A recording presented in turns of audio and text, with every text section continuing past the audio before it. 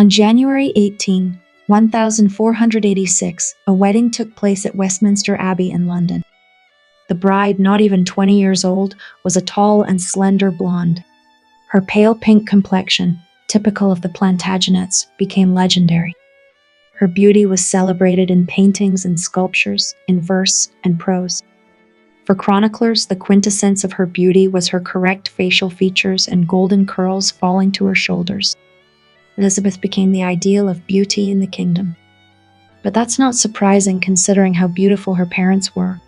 Elizabeth was born between 1465 and 1466. She was the product of a controversial marriage, and as a result of twists of fate during the years-long Civil War, she lived in luxury from childhood to exile. Elizabeth's life changed abruptly when rebellious lords captured and overthrew her father, forcing her mother to seek asylum, and her grandmother was accused of witchcraft. Henry VI was put back on the throne, and the future of the House of York hung in the balance. During the peace negotiations of 1470, Elizabeth's hand offered to the heir of the rebellious Earl of Warwick became an important bargaining chip, but the truce then concluded proved unsustainable. When her father was forced to flee to the Netherlands, the little princess, accompanied by her mother, went to Westminster Abbey. The House of York regained power, winning the bloody battles of Barnet and Tewkesbury in 1471 and killing Henry VI Lancaster. A little later, at just 8 years old, Elizabeth became part of the political games again when her engagement to Prince Charles of France was announced. By the age of 17, Elizabeth was already well aware of the nature of political games, so she was well aware that both she and her siblings were merely tools to guarantee their family's position. She also had to accept that her personal desires would always be secondary to the benefit to the family. But soon, dark clouds once again descended over her. Her father, King Edward IV, died at the age of 41. The cause of death was attributed to typhoid fever, excessive alcohol and fatty foods, and even pneumonia. His 12-year-old son, Edward V, ascended the throne. The boy was not even crowned in time because his uncle Richard, who had promised to protect his nephew, captured Edward V and his younger brother and imprisoned them in the Tower. The boys were never seen again, and their story began to grow legendary. Richard III bloodily massacred all Elizabeth's male relatives. He removed his rivals so that no one would stand in his way of sitting on the throne of England. In this unequal battle, young Elizabeth came to the forefront. Despite the fact that Richard defamed her name, calling her illegitimate and the product of her mother's relationship with an unknown man, the young princess of the York dynasty was still a tidbit on the marriage market brides. Rumors surfaced that Richard was thinking of marrying his niece to strengthen his claim to the throne. These rumors reached Henry, Earl of Richmond, who was completely unwilling to be ruled by Richard III. Henry had a weak claim to the throne. He had spent 14 years in exile and was separated from his mother, and the late Edward IV considered him a knave. Yet Elizabeth's mother, Elizabeth Woodville, and Henry's mother, Margaret Beaufort, wanted to cement their children's union to overthrow the Richard III they hated. Some believed that henceforth the war between Richard and Henry was fought for Elizabeth's hand, which would indirectly favor one of the pretenders to legitimately take the throne of England. Although the veracity of the rumors about Richard's desire to marry his niece is very slight. On August 22, 1485, Henry defeated Richard III at the Battle of Bosworth. Henceforth, Henry became King Henry VII of England, and in January 1486, he married Elizabeth of York. As Elizabeth of York walked up the aisle feeling the stares of all present, she wondered who this man was to whom she should bind her future. Certainly, she knew what her fiancé looked like. But would he be kind to her? Would they be able to bury the long-standing hatchet? After all, Henry had spent most of his adult life in exile and was, in fact, her enemy, who was now to be her husband. To her misfortune, the golden-haired Elizabeth realized that this was far from a marriage for love. She realized that she would have to step into the bed of her enemy. But inside her, a young girl, there was hope that if she was lucky, one day the political marriage would grow into a deeper affection. Despite her undeniable beauty, Elizabeth's main asset remained her lineage, the family she came from.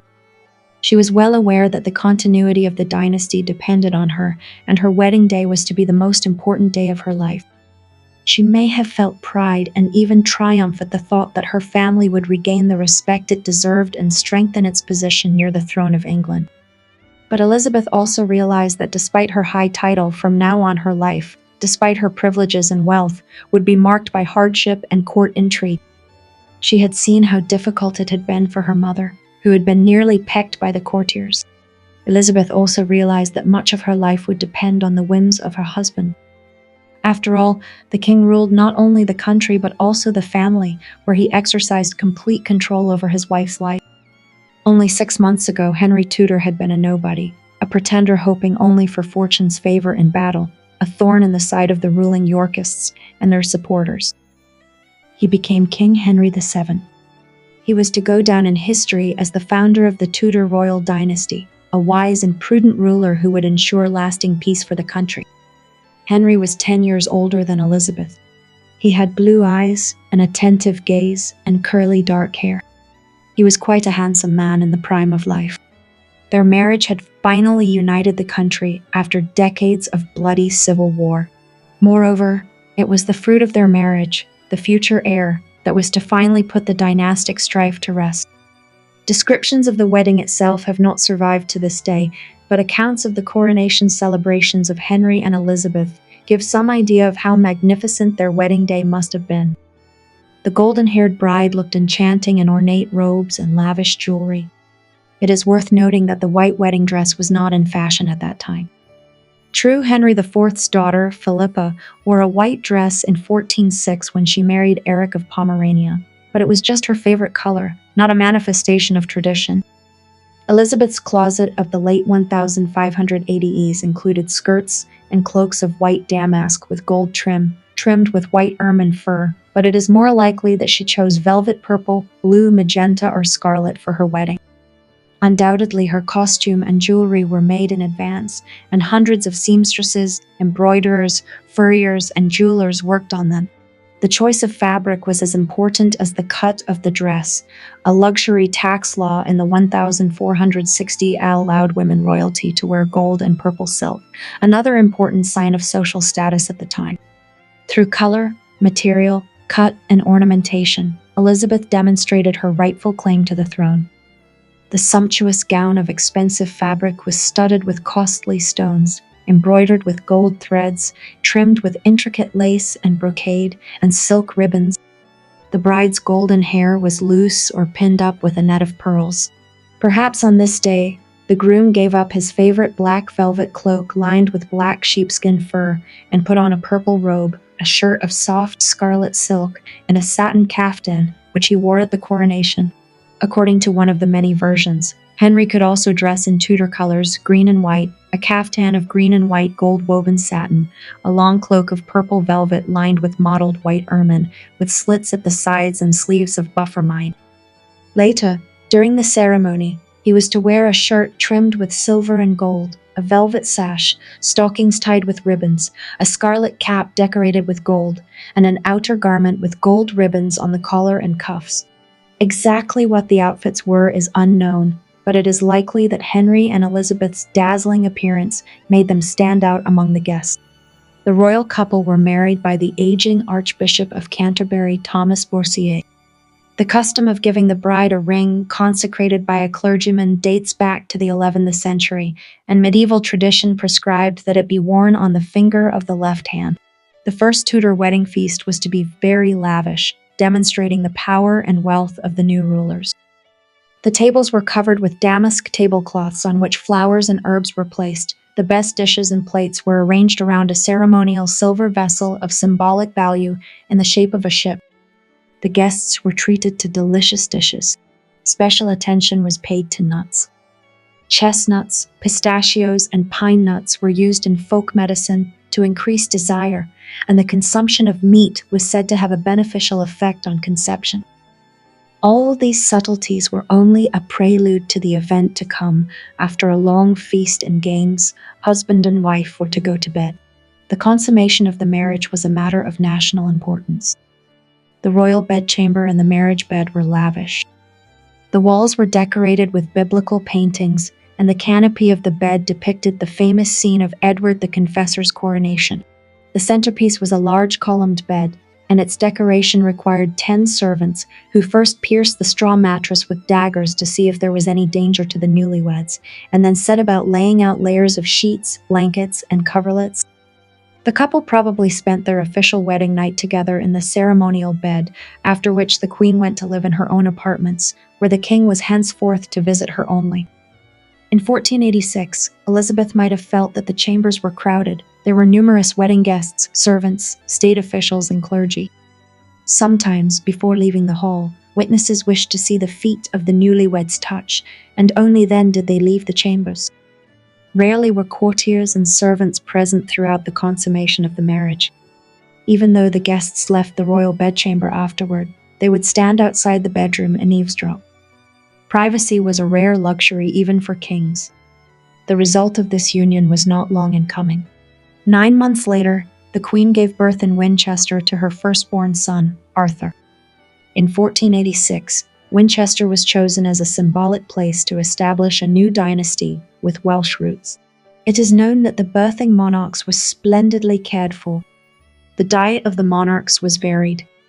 It included dishes of venison, beef, mutton, calf's feet, eggs, bone marrow, and bread, and on Lenten days saltfish, rice, figs, and sultanas. The gardener was to bring apples every day during the season, as well as flowers for decoration. As for the birthing process itself, things were not so rosy. Drafts and fresh air were thought to be harmful to the newborn. Sharp light was also avoided, as labor pains could strain the midwife's vision. In addition, darkness was supposed to protect against the attacks of evil spirits that threatened mother and child as their fate hung in the balance until baptism. Among the women gathered around Elizabeth in September 1486 were 2 future grandmothers, Margaret Beaufort and Elizabeth Woodville, as well as Elizabeth's sisters, Anne and Cecilia. The rest of the court waited behind closed doors where the Queen's cries could not be heard. Elizabeth may have been bloodletting before giving birth, which probably weakened her considerably at a time when she most needed her own strength. The first days of Arthur's life were crucial, and his survival depended on both luck and a peculiar mixture of superstition and the level of medicine of the time. In Tudor times, knowledge of medicine was scant, but it was not Arthur who was destined to continue the Tudor dynasty, nor was he the heir to the throne. Elizabeth of York proved to be very fertile indeed. She had 7 children, 3 of whom died at an early age: Elizabeth, Edmund, and Catherine. Their firstborn, Arthur, died at the age of 16 of English sweating fever.